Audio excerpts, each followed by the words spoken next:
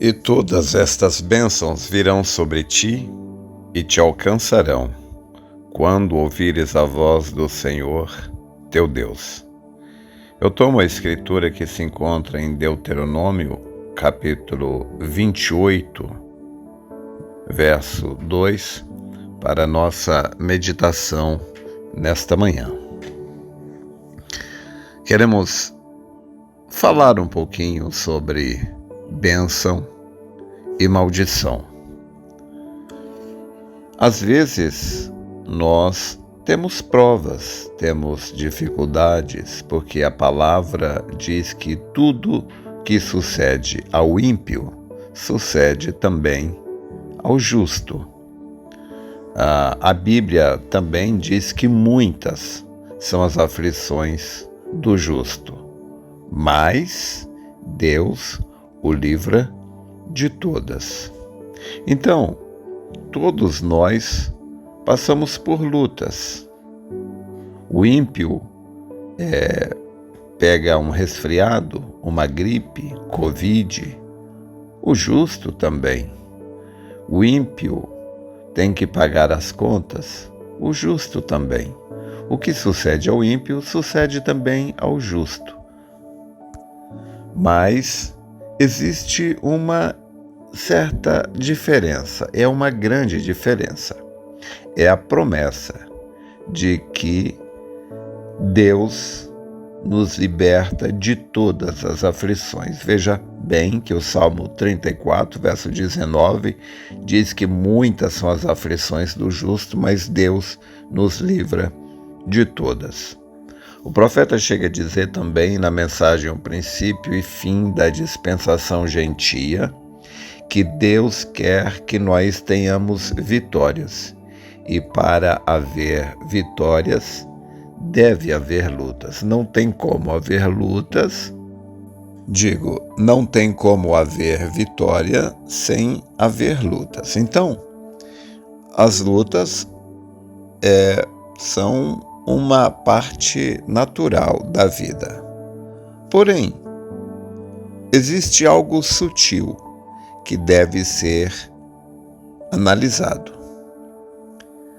Você ter lutas, isso faz parte da vida, mas você está tropeçando, você está cometendo o mesmo erro frequentemente, repetidamente, existe um problema aí. Porque você pode errar, não tem como não errar. Porém, o problema não é errar, o problema é permanecer no erro. Tem pessoas que tropeçam e caem, mas elas levantam e continuam.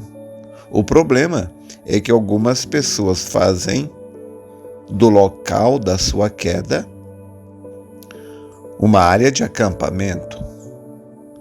Então, o profeta chega a dizer que erros e falhas você sempre terá, mas se você se humilhar, Deus te levanta a sua posição original de volta. Seu lugar é de pé. Então, existem pessoas que estão constantemente, pelo mesmo motivo, pedindo perdão, quando elas, na verdade, deveriam reconhecer que elas estão possuídas por um espírito e elas deveriam clamar por libertação. Então, a prova inequívoca de que estamos possuídos por um espírito é que nós não conseguimos nos libertar daquele comportamento. Quando você cai em uma armadilha, você aprende a lição, você se levanta dali e prossegue viagem. Você aprendeu com a lição. Você não erra mais ali. Você fala, eu não vou mais pisar ali, porque aquilo é uma armadilha. Se eu pisar ali, eu vou cair novamente. Eu vou tropeçar novamente. Então, não piso mais ali. Eu já aprendi a lição. Agora, quando a pessoa, mesmo sabendo, ainda assim ela vai e faz, mesmo sabendo né, já tendo tido experiências anteriores, mas ela comete aquele erro repetidamente,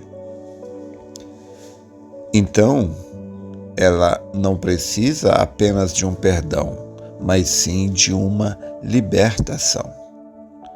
Então esta é uma diferença que faz a diferença. Outra coisa, todos nós estamos sujeitos a termos acidentes em várias áreas da vida. Olha, o ideal, por exemplo, vamos tomar algumas áreas. Vamos tomar a vida entre homem e mulher. O profeta nos deu um conselho, que é bom que o homem fique longe das mulheres e as mulheres fiquem longe dos homens. Então, mas se em algum momento, se uma pessoa cometeu um erro uma vez, aquilo não quer dizer que ela está possuída por um espírito. Não quer dizer que ela vai errar a segunda vez, mas se errou a segunda vez, então já é um grande sinal de alerta. Mas se ela cometeu o mesmo erro pela terceira vez, então é bem provável, eu creio que isso é um sinal indicativo de que essa pessoa, ela não caiu em um acidente pela terceira vez. Eu diria que ela está possuída por um espírito e ela precisa não apenas de perdão, mas sim de uma libertação. Vamos pegar uma outra lição. Em cada área da vida que a gente for estudar, nós vamos chegar à mesma conclusão. Esta conclusão de que você tropeçar uma vez é uma coisa, mas você repetir aquilo várias vezes é outra coisa. Vamos para a vida financeira. A pessoa ter um acidente financeiro, um aperto, sabe, uma vez ou outra, ela contrair uma dívida, se endividar uma vez ou outra é uma coisa.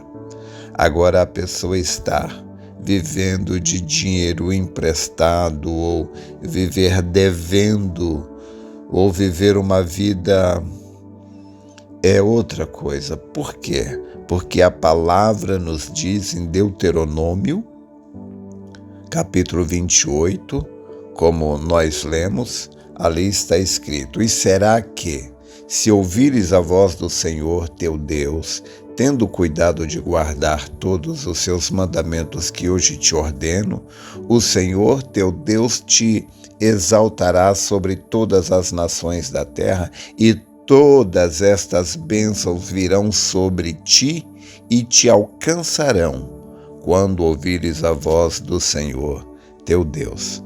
Então essa é a promessa de Deus para o cristão, é que todas essas bênçãos te alcancem. Agora, se você for lá em Malaquias capítulo 3, você vai ver que a pessoa que ela não é dizimista, a casa dela é amaldiçoada, ela vive debaixo de uma maldição.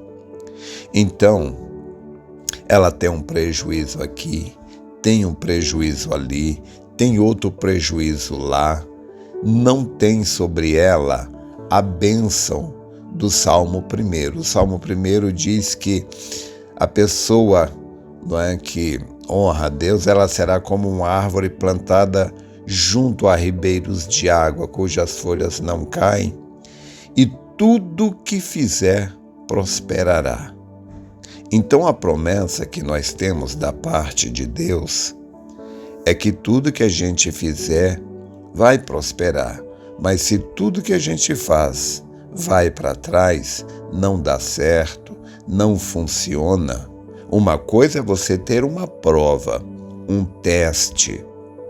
Às vezes você pode passar por uma fase um momento difícil, mas se esta coisa se arrasta pela vida toda, a melhor coisa que se pode fazer é analisar.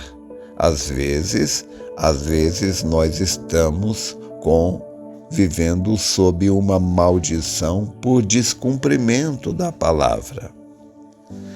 Então, em todos os fatos, em todos os momentos, em todas as situações da vida, nós devemos analisar se a palavra de Deus não está se cumprindo em nossas vidas.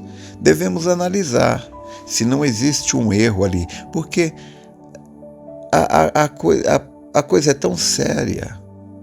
Por exemplo, a gente já estudou isso aqui, que Deus nem sequer ouve a oração de um homem se ele foi desleal para com a mulher da sua mocidade. Então, se um homem ora e Deus não responde, por que Deus não responde? Às vezes ele fica, porque eu não tenho fé. Às vezes ele está sob maldição. Então, fica este alerta. Eu estou passando por uma provação ou eu estou debaixo de uma maldição? Um pecado não confessado, uma mentira. Devemos analisar isto. Às vezes, a pessoa ela não quer fazer o certo, porque custa caro. Fazer o certo custa caro. Mas você já imaginou o preço que se paga por se fazer a coisa da maneira errada? Às vezes a pessoa faz a coisa certa, porém de uma maneira relaxada. Ela não é constante naquilo, faz uma coisa agora, mas depois não faz, falha ali, depois faz, depois falha. É uma coisa igual o voo de pica-pau, não é? Então nós devemos fazer uma análise da nossa vida. Devemos estar sempre, periodicamente, fazendo uma análise da nossa vida e vendo se no nosso jardim não cresceu ervas daninhas.